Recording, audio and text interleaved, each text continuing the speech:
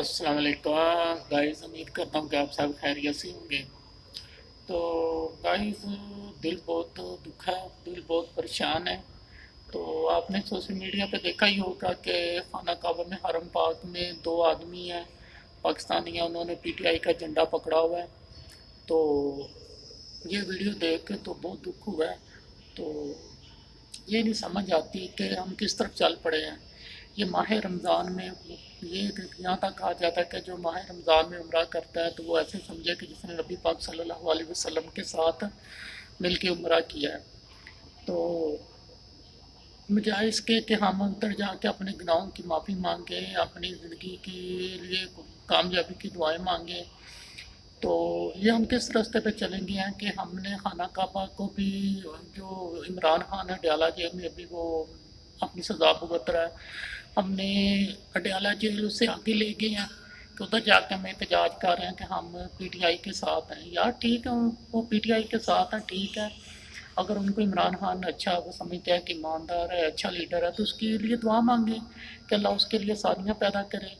کہ یہ کیوں ایسا کرتے ہیں کہ حرم پاک میں جا کے پی ٹی آئی کا جھنڈا لہراتے ہیں؟ تو کیوں ہم سیاست کو بھی اس پاک جگہ پہ لے آئے ہیں؟ اگر آپ کو پسند ہے عمران خان تو اس کے لیے دعا مانگے، اگر وہ حق پہ ہے تو اللہ پاک اس کی کے لیے آسانیاں پیدا کرے گا۔ تو کیوں ہم ایسا کام کرتے ہیں؟ تب یہ بھی خبر آ رہی تھی کہ سعودیہ نے وہ جو پاکستان کا سفیر ہے سعودی عرب میں، اس کو طلب کر کے شدید احتجاج کیا۔ انہوں نے بولا کہ یہ کیا آپ کی عوام کر رہی ہے، اگر یہی حالات رہے تو ہم آپ کے لیے عمرے کا ویزا بھی بند کر دیں گے۔ تو کیوں ہم ہر جگہ پاکستان کو بدنام کرنے کے لیے تلے ہوئے ہیں؟ خدا را پاکستان کا سوچے۔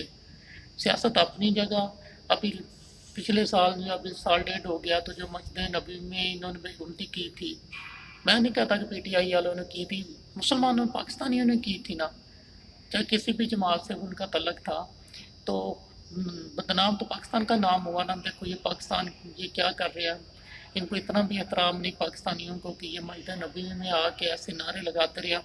ادھر بھی سیاست کو ہم گھسیٹتے رہے ہیں، ادھر بھی ہم سیاست اپنی کرتے رہے ہیں کہ دیکھو مسجد نبی کا بھی ہم نے پرامن فضا کو ہم نے کیسے خراب کر دیا پاکستانیوں نے کے ناطے۔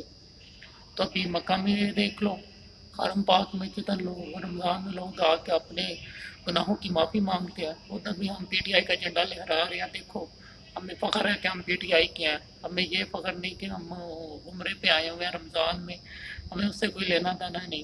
دیکھو ہم عمران خان کو ڈیفینڈ کر رہے ہیں، یہ دیکھو یہ خانہ کعبہ میں بھی آ کے ہمیں خانہ کعبہ کی امت کا کوئی خیال نہیں ہے، ہمیں صرف عزت ہے تو اس کی جو ڈیالہ جیل میں اس کی ہمیں عزت کا خیال ہے۔